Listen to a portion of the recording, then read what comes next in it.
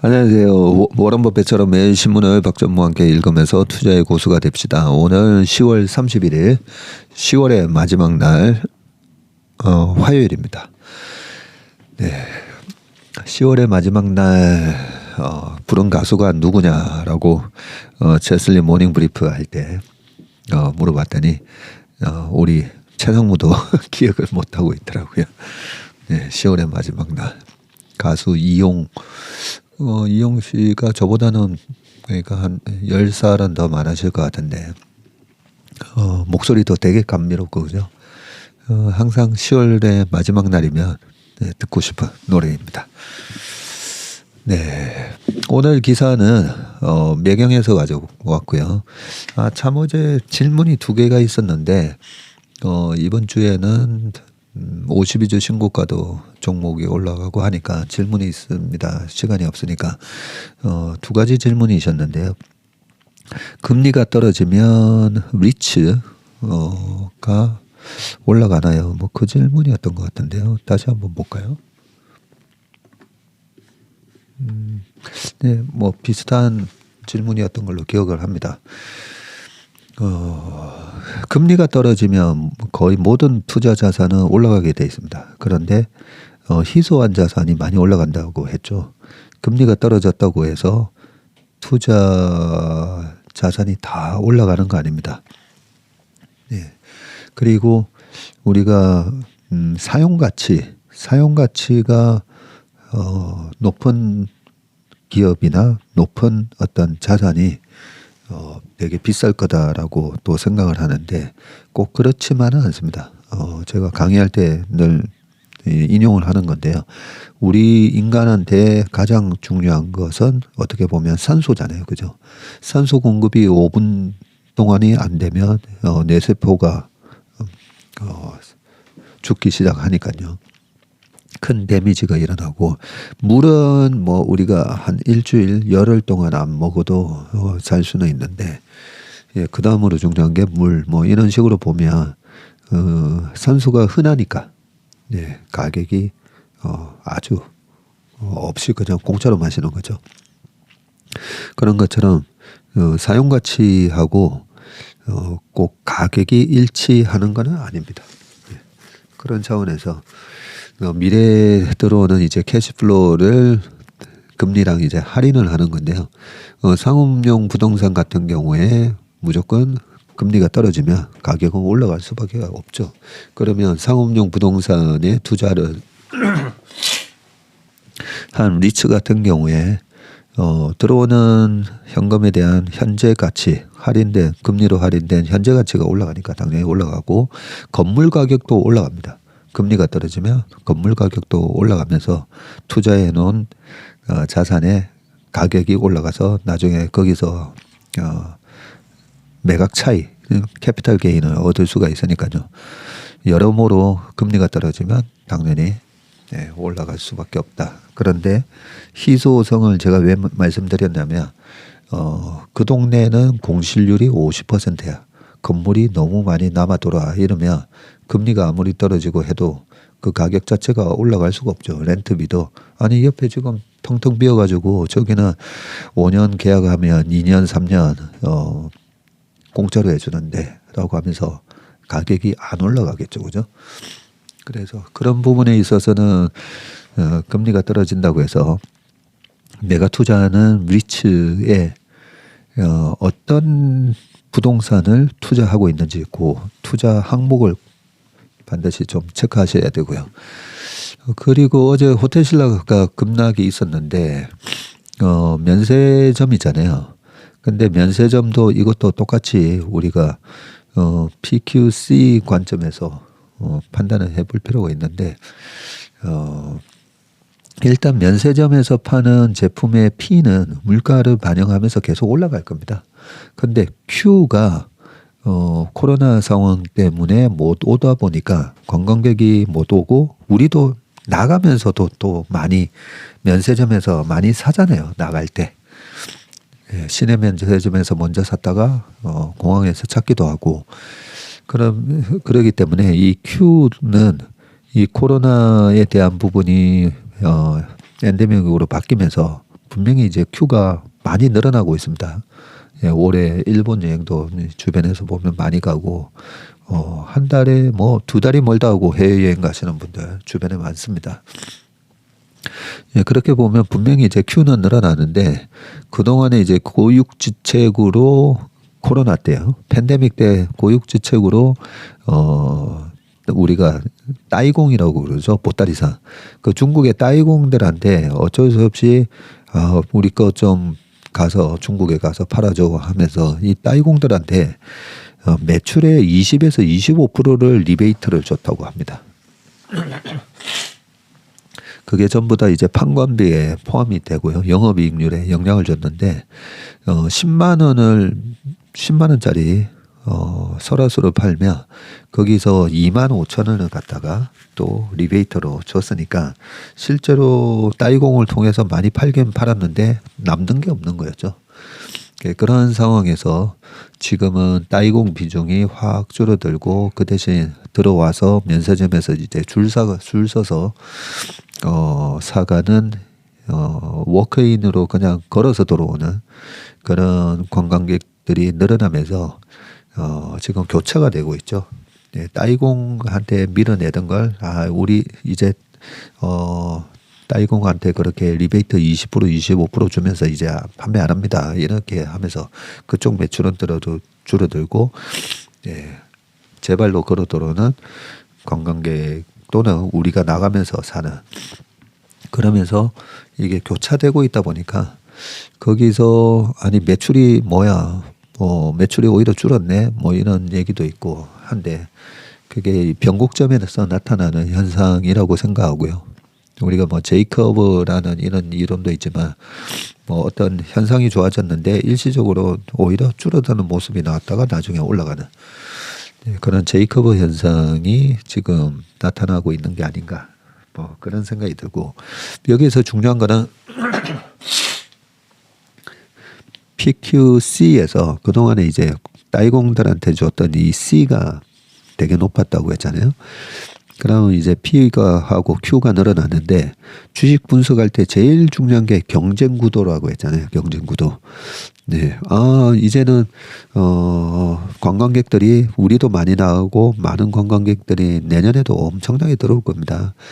그러면 우리도 면세 사업 해볼까 하고 면세 사업자가 또 갑자기 확 늘어나면 그러면 안 되죠. 그러면 마진이 회복될 수가 없습니다. 아까 말씀드렸던 그 상업용 부동산 공실류 그 관련해서 설명드렸던 것처럼 Q를 다른 서플라이어들 다른 경쟁자들이 들어와서 그 Q를 또 가져갈 거기 때문에 그런 차원으로 봤을 때 면세 사업은 정부에서 그걸 갖다가 허가를 내줘야 되잖아요. 그런 면에 있어서는 신규 공급자가 경쟁자가 들어오는 거는 딱 막아주고 있는 그런 모습이기 때문에 그렇다라면 최근에 그런 실적 쇼크로 인해서 발생한 주가 하락은 아마 6개월이 멀다 하고 지나고 보면 어제 하락은 다 회복해 있지 않을까 그렇게 생각합니다. 충분한 답변이 좀 됐으면 하고요. 바로 매경으로 이제 넘어가 보도록 하겠습니다. 첫 번째 기사는요. 첫 번째 기사는 이민자의 개방적 DNA, 아일랜드가 인력난, 저출산 둘 다 해결. 이라는 기사인데 한번 읽어볼게요. 아일랜드는 예나 지금이나 이민의 나라다. 과거에 미국, 호주 등 각국으로 이민자를 보내는 나라였다면 이제는 이민자를 받는 나라로 바뀌었을 뿐이다. 그렇네요. 이 미국에서도 보면 아이리시 이민자들이 꽤 많잖아요. 좀 똘똘 뭉치는 그런 부분도 있고, UFC에서도 이 아일랜드 출신의 그 사람 이름이 갑자기 기억이 안 나네요. 유명한 선수 있었지 않습니까? 그죠? 예, 약간 좀 호전적이기도 하고 예, 여러 가지 좀 근성이 있는 민족 예, 그렇게 생각이 듭니다. 그래서 이민을 많이 내보내던 나라였는데 이제는 이민자를 많이 받는 나라로 바뀌었다고 하네요. 러시아 우크라이나 전쟁 이후에 유럽에서 인구 대비 가장 많은 우크라이나 난민을 수용한 나라도 아일랜드라고 하네요. 인구 500만 명이 조금 넘는 아일랜드가 9만 4천 명 넘는 우크라이나 난민을 받았다. 500만 명 인구가 그렇게 많지는 않다 그죠? 서울 인구의 딱 절반밖에 안 되네요. 근데 거의 10만 명 가까이 난민을 받았으니까 전체 인구 대비 1.9%를 넘어서는 수치다. 와. 물론 독일이 약 108만 명 받았고요. 폴란드가 96만 명 등이 수용한 우크라이나 난민에 비하면 얼마 안 되지만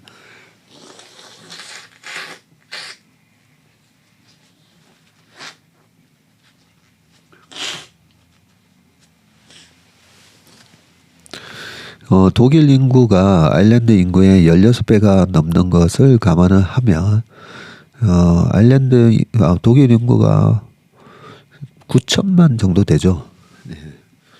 그러니까 오히려는 5, 6, 30 8,500, 9천 가까이 다 되니까요. 독일도 독일에 거주하고 있는 외국인 근로자다 이래 따지면 9천만 명 아마 넘을 겁니다. 네, 특히 아일랜드에 거주하는 우크라이나 난민들은 약 20%가 또 일을 하고 있는 것으로 알려졌고 심지어 최근 아일랜드는 글로벌 기업 진출이 늘면서 주택난이 심화돼서 국민이 집을 구하지 못하고 있는데도 우크라이나 난민들에게 호텔을 비롯한 정부 지원 주거지역을 내주는 길을 택했다네요. 그 덕분에 아일랜드 인구는 505만 명까지 늘어나면서 지난 15년 만에 가장 큰 규모가 됐습니다.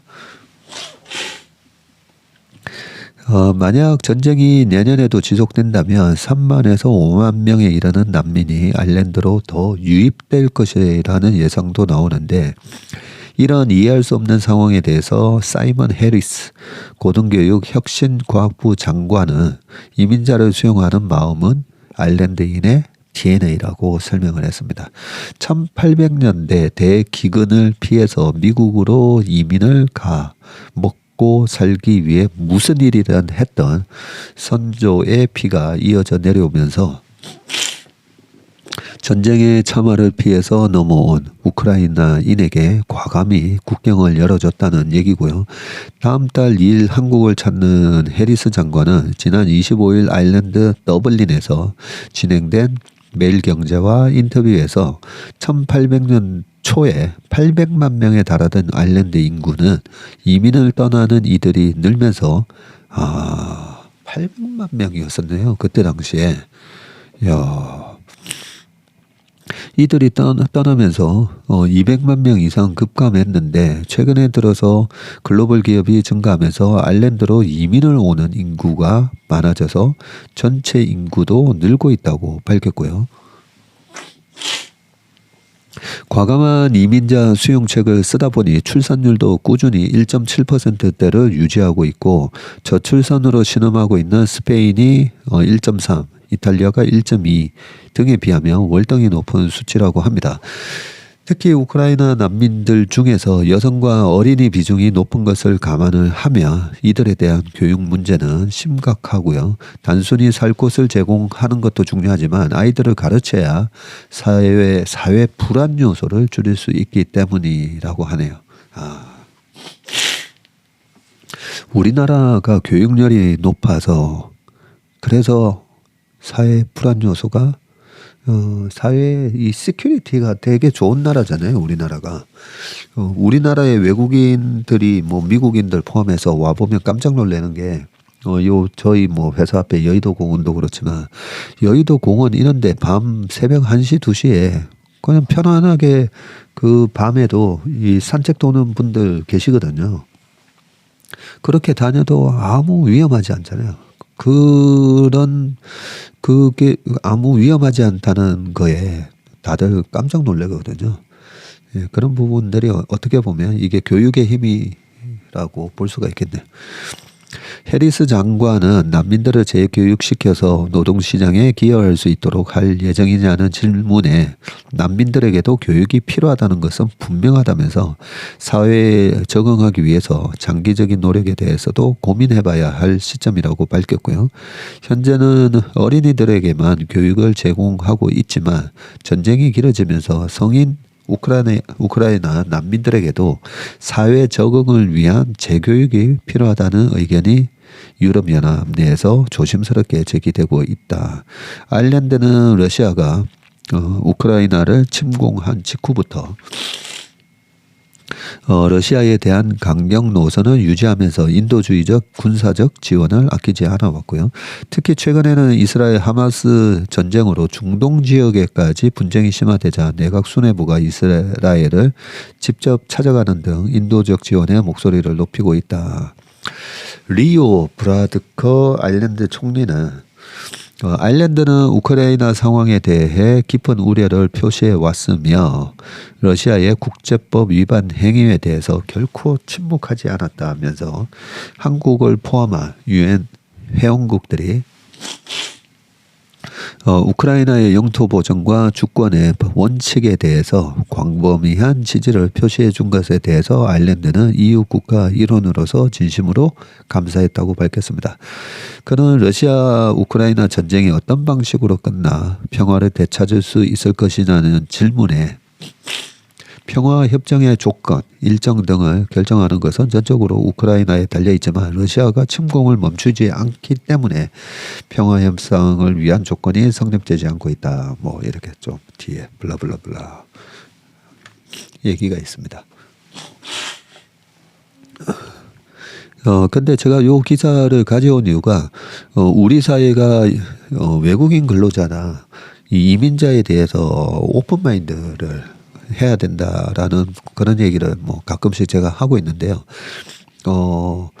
그 예전에 우리가 그 병자호란 겪었을 때 그때 중국에 끌려가 인구가 조선 전체 인구의 1,500만 명 중에 100만 명이라 했던가? 네, 엄청난 인구 사람들이 끌려갔거든요. 근데 옛날에 그 제로 투 원에도 제가 그 책에 읽어드리면서 말씀드렸지만 그 옛날에는 이 기술적 혁신, 산업혁명 이런 게 있기 전에는 그 나라에서 농사가 잘 되면 네, 되게 좋고 엄청난 대기근이 들었었다 돼 있잖아요. 이 대기근이 들었을 때 그러면 결국은 다른 나라 가서 전쟁으로 뺏어 오는 수밖에 없습니다. 그래서 그 피터 틸이 과거에는 그냥 제로섬 게임이었다는 거죠. 이쪽에 가서 뺏어 오는데 근데 뭘 뺏어 오냐면 식량만 뺏어 오는 게 아니라 여자와 아이들 특히 여자를 많이 데려왔죠. 왜냐하면 아이를 낳아야 그 아이가 노동력이 되니까요. 그래서 그 아담 스미스의 국부론에서 우리가 그 초등학교 때부터 배웠던 그 생산의 3대 요소 기억나시죠? 네. 생산을 하기 위해서는 세 가지 요소가 있어야 되는데 그 요소가 토지, 노동, 자본이잖아요. 자, 우리가 뭐 GDP 그 나라의 그 생산, 총생산, 그게 생산이잖아요. 생산. 그러면 생산을 하기 위해서 자본, 토지, 그 다음에 하나 반드시 필요한 게 이 노동이잖아요. 그렇기 때문에 전쟁을 하면 사람을 이렇게 몇 명 보내라, 뭐 이런 식으로 해서 끌고 가지 않습니까? 그게 다 노동력을 착취, 쟁취, 노동력을 갈취해가는 거거든요.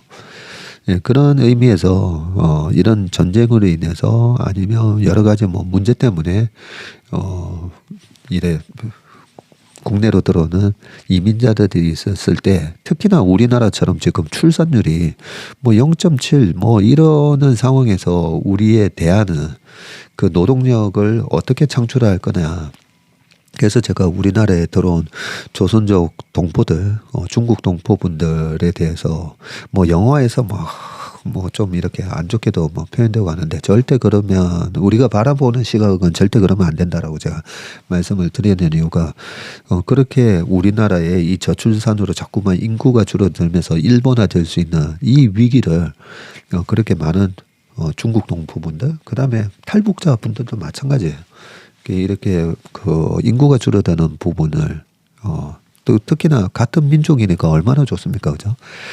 예, 그럼에도 불구하고 지금 출산율이 계속 낮아지면서 이제 인구가 역성장하면 이 부분은 우리가 나중에 국민연금 받아야 되는데 인구가 계속 줄어들면서 한 명이 부담해야 될 그 노인 인구의 부양비가 뭐 2배로 늘어나고 이러면서 이 답이 안 나오잖아요.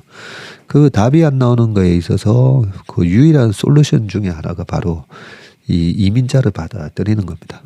예, 그래서 그러려면 한국에 가면 시큐리티도 좋고 너무 좋고 사람들도 참 친절하다. 지금 다 많이 친절합니다. 예, 친절한데 혹시나 아직까지는 우리는 이민자에 대한 그런 부분이 뭐 그렇게 적극적으로 받아들이지도 않았기 때문에 아직까지는 그런 약간 이 거부감 이런 게 없는데요. 예, 아무튼 외국인 노동자나 이런 이민을 적극적으로 받아들여야 된다라고 좀 생각합니다. 네, 두 번째는 그럼에도 불구하고 부작용도 있습니다. 이 부작용이 뭐냐면 두 번째 기사인데요. 몰려드는 기업 이민자의 주거난이 심각하다는 거죠. 아일랜드 청년 10명 중에 8명은 독립을 못하고 부모와 동거하고 있다고 합니다. 18세에서 34세 청년 중에서 부모와 같은 집에 사는 비중이 나오는데요. 재밌네요. 이탈리아가 87%나 되네요. 이탈리아가 87%, 그리스도 85%나 되고요. 그리고 아일랜드도 84.6% 그렇게 높고 덴마크가 28.6, 노르웨이 27%, 스웨덴이 23.3.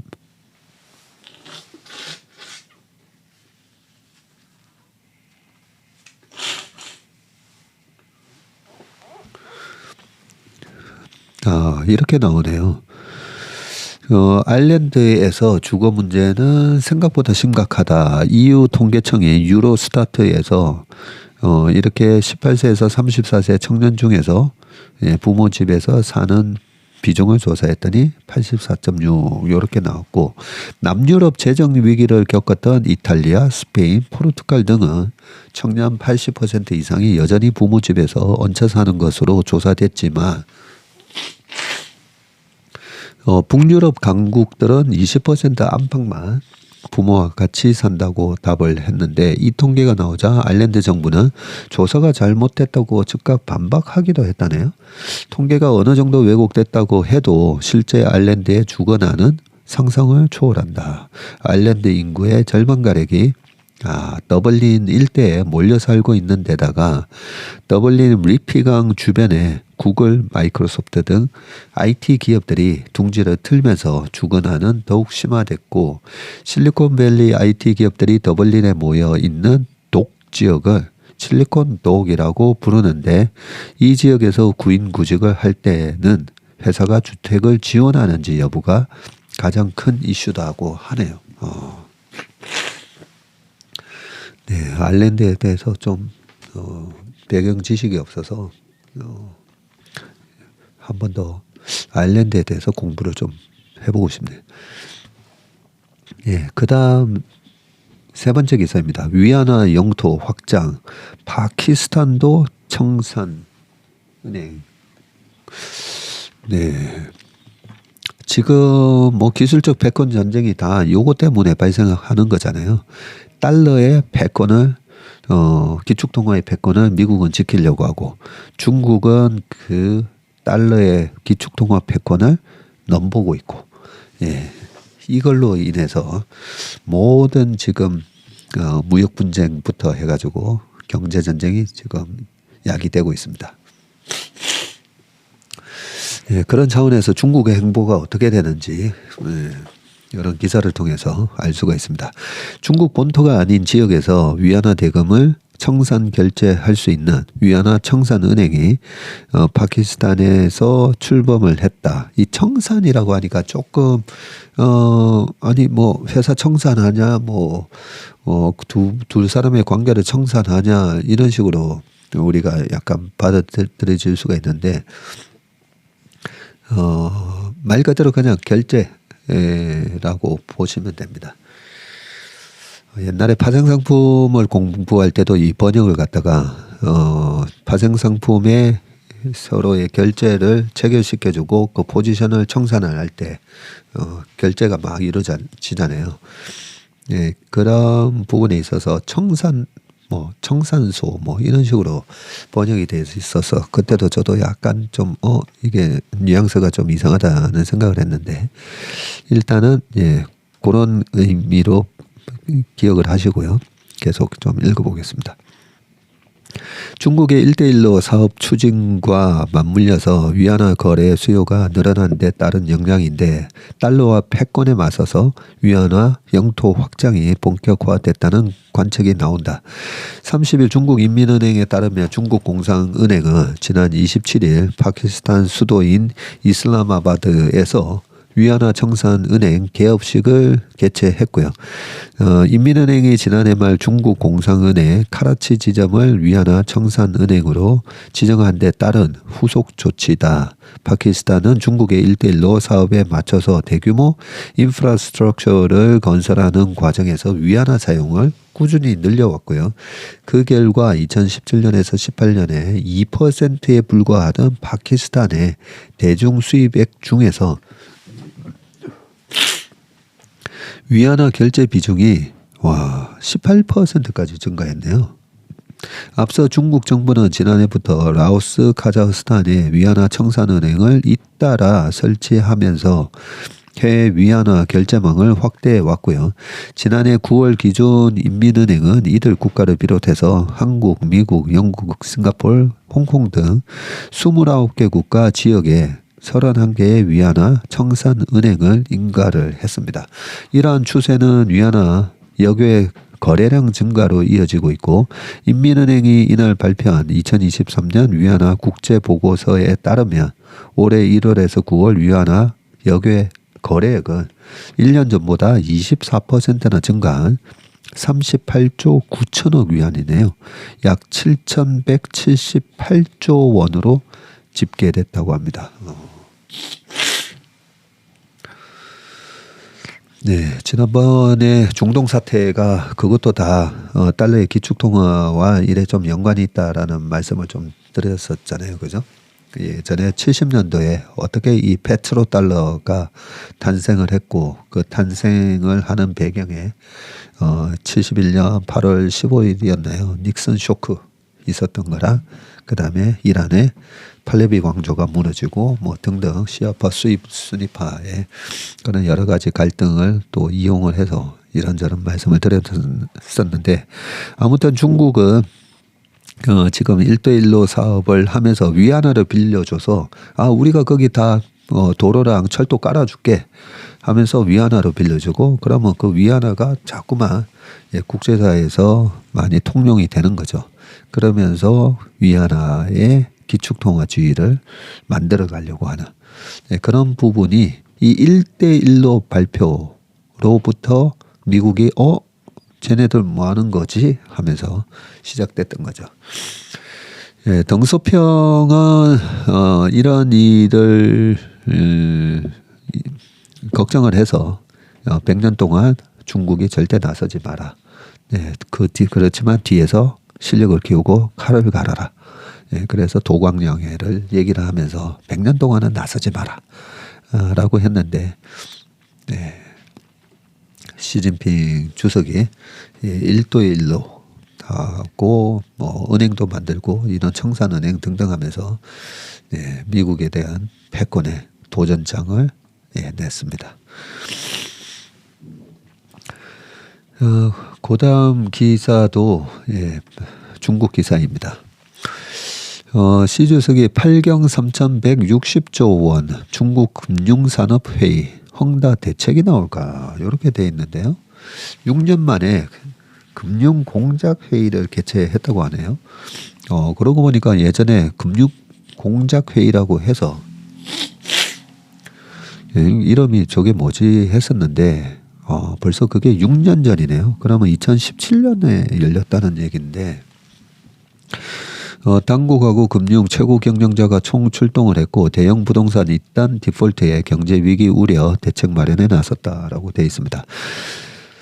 중국 공산당 지도부가 전국 금융공작회의를 6년 만에 소집을 해서 금융 측면의 장기 과제를 설정하고 리스크 관리 방안을 의논을 하는데 헝다, 비구이 위안 등 대형 부동산 개발 업체의 디폴트가 촉발한 경제 위기에 대해서 파격적인 해법이 나올지 주목이 된다. 30일 블룸버그에 따르면 시 주석이 이날부터 이틀간 금융공작회의를 주재를 하고요.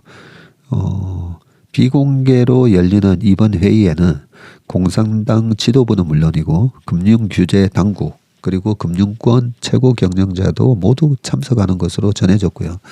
97년을 시작으로 5년에 한 번꼴로 열려왔던 금융공작회의에서는 자산 규모가 450조 위안 약 8경 3,160조 원에 달하는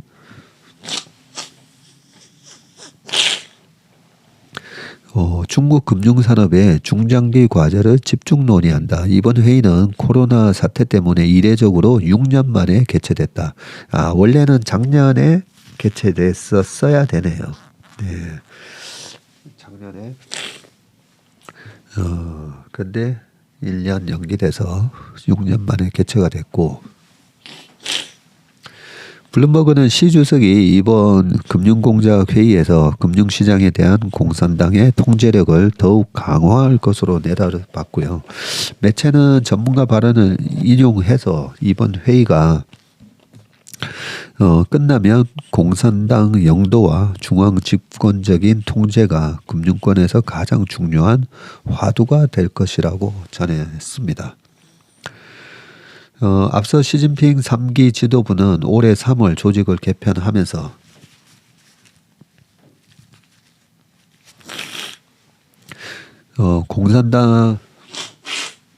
공산당 산하의 중앙금융위원회를 설립해서 금융과 관련한 정책 결정과 조율을 당 중앙이 총괄하겠다는 의지를 드러냈는데요. 특히 중국 경제의 고질적인 병폐로 꼽히는 부채 문제 리스크를 관리하는 방안도 이번 회의에서 논의될 것으로 전망이 됐고 대표적인 예가 부동산 기업의 디폴트 위기이고요. 총 부채가 3천억 달러 약 405조 원을 넘는 것으로 알려진 헝다는 홍콩 법원에서 청산 절차를 논의 중입니다. 예, 결국은 청산되네요. 예, 그러면 헝다가 갖고 있는 그런 자산은 제가 주인이 바뀐다고 했잖아요. 예, 주인이 바뀝니다. 빚더미에 짓눌린 지방정부의 재정 문제도 중국 당국이 해결해야 할 과제 중 하나인데 특히 지방정부가 인프라스트럭처 건설 자금 등을 조달하기 위해 끌어다 쓴 그림자 부채는 중국 경제에서 큰 위험 요소로 꼽히고 국제통화기금은 이런 숨은 부채가 올해 중국의 총생산 GDP의 53%에 이를 것이라고 추산을 했습니다. 어제 그 리커창 중국 총리의 사망에서 냉처리한다라고 그런 부분이 있었잖아요. 요 헝다라든지 완다 그룹에 대한 얘기도 제가 그렇게 말씀드렸지 않습니까? 우리나라로 보면 적폐청산이라고요. 과거 짱쩌민 시절 그리고 후진타오 시절에 부흥을 했던 그 부동산 그룹을 죽여버리면서 주인을 바꿔버리는 거죠. 그러면서 명분은 그거죠. 공동부유. 예, 그리고 국유화. 공동부유하려면 그 자산을 나라가 갖고 있어야 된다. 예, 그런 명분으로 적폐를 시진핑의 장기 집권에 도전이 될 만한. 근데 이런 얘기 해도 되나요? 이런 얘기까지 중국 공안 당국에서 검열을 해서 제가 혹시 중국을 혹시 저희 형님 집을 방문을 할 때 공항에서 저를 보고 위험 인물로 잡아가지 않을까 갑자기 걱정이 되네요. 그래도 뭐 제 생각은 그렇습니다. 예, 그다음 당분간은 중국 안 가야 되겠네요. 일단은 시간이 없어서 못 갑니다. 웜의 신박 이거 매일 해야 되죠. 주말에 질문 있습니다에다가 웜의 독박도 해야 되죠. 그래서 당분간은 중국 갈 일은 없을 것 같습니다. 예, 그 다음 기사는 삼성전자가 구글 칩 수주 파운드리 덩치 키운다라는 부분이고요. 삼성전자가 구글의 신형 스마트폰 애플리케이션 프로세서 AP라고 하잖아요. 그죠? 이 AP 텐서 G4를 수주한 것으로 확인됐고 선당 공정에서 잇따라 굵직한 고객사를 확보하면서 파운드리 점유율을 확대해 나갈 전망이다.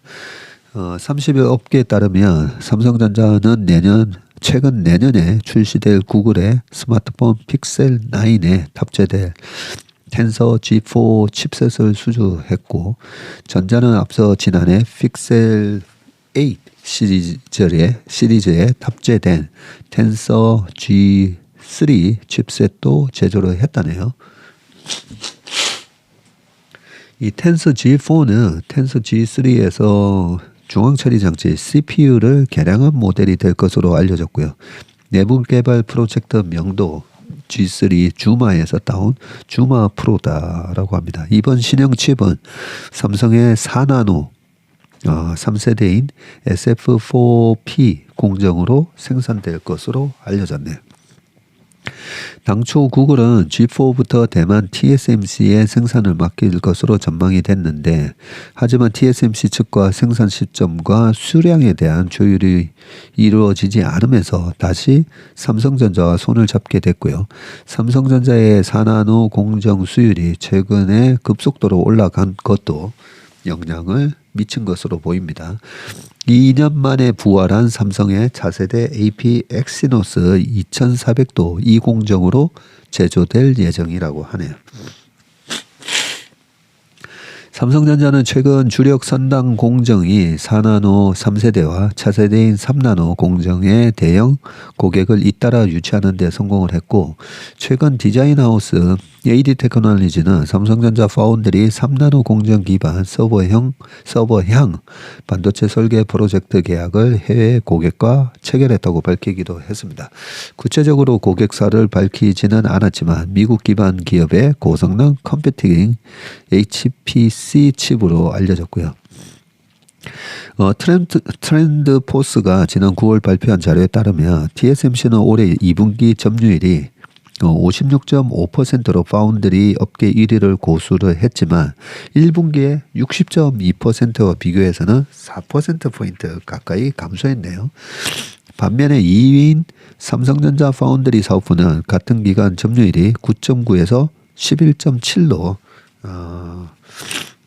한 2% 가져왔네요. 삼성전자는 현재 업계 추정 60% 이상 안정적인 수율로 GAA 기반 3나노 1세대를 양산 중이고요. 2세대 공정 개발도 순항 중으로 2024년 양산할 예정인데 정기봉 삼성전자 파운드리 사업부 부사장은 최근에 차세대 공정 성숙도가 올라가 2025년에는 2나노와 27년에는 1.4나노 시대가 되면 현재와는 다른 상황이 펼쳐질 것이라고 자신하기도 했습니다. 네. 요거 읽다 보니까 지난번 메르님이 그 책에서 써놓은 거 그죠? 삼성전자가 5만 원을 갈 건가 15만 원을 갈 건가. 예, 그것은 요 3나노에서 수율이 80%까지 도달하는가에 달려있다라고 했었는데 예, 지금 60% 이상 안정적인 수율이 나온다라고 이렇게 되어 있습니다. 그래서 향후에 삼성전자 주가는 이 파운드리에 대한 기대감이 TSMC가 60이고 삼성전자 겨우 9.9야 안 되네라고 한 이 실망감이 뭐야 되는 거야 이렇게 바뀌면서 그러면서 다시 주가가 올라가는 모양이 될 거다라는 저도 그렇게 생각을 하고요. 그런 부분은 이렇게 계속 신문을 읽으면서 계속 확인을 해보도록 하겠습니다. 마지막 기사입니다. AI 모델 한 개가 열흘간 쓰는 전력이 전기차 1만 킬로미터 달릴 수준이라고 그렇게 얘기를 하네요. 세지포 참가 존 콜그로버 피어 스토리지 CBO AI 사용 늘며 전기 펑펑 글로벌 데이터 센터 소모량 세계 16위 남아공보다 많아서 한국 인구 대비 전력 사용이 심각한데 지속 가능한 성장 위해서는 녹색 에너지 사용도 좋지만 IT 산업 전력 사용량을 줄여야 되고 최적화된 공급망 구축이 절실하다라고 돼 있네요.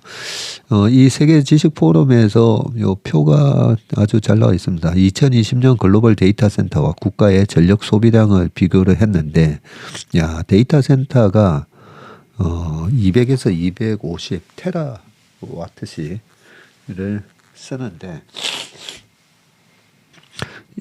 이것보다 많이 쓰는 나라가 인도네시아, 영국이고 남아공, 이집트, 아르헨티나는 이 데이터 센터에서 쓰는 전력량보다도 훨씬 못 쓰고 있네요.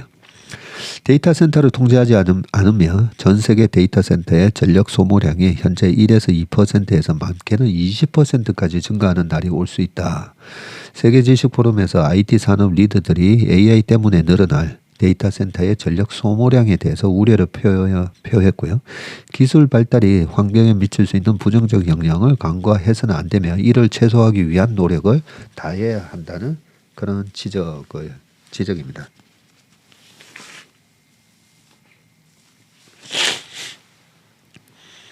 IT 업계에 따르면 이런 막대한 전력 소모와 탄소 배출 급증 등이 새로운 사회 문제로 떠오르고 있고 새로운 기술이 개발될수록 전력의 밀도가 높아지고 있다라고 하네요. 그러면서 이 퓨어 스토리지에 대한 창립자의 얘기였었네요. 쭉 한번 읽어보시고요. 이 부분을 보면 데이터 센터가 사용하는 그 전력이 어마어마하다 보니까 그래서 이 데이터 센터에서도 어쩔 수 없이 전력을 적게 쓰는 저전력이면서 속도는 빠른 그런 반도체 칩으로 전환이 불가피하다라는 생각이 듭니다. 나머지 기사는 한번 읽어보시길 바라겠습니다. 오늘 웜의 신박은 여기까지 하겠습니다. 오늘 하루도 건강하고 행복한 하루 되시길 바라겠습니다. 고맙습니다.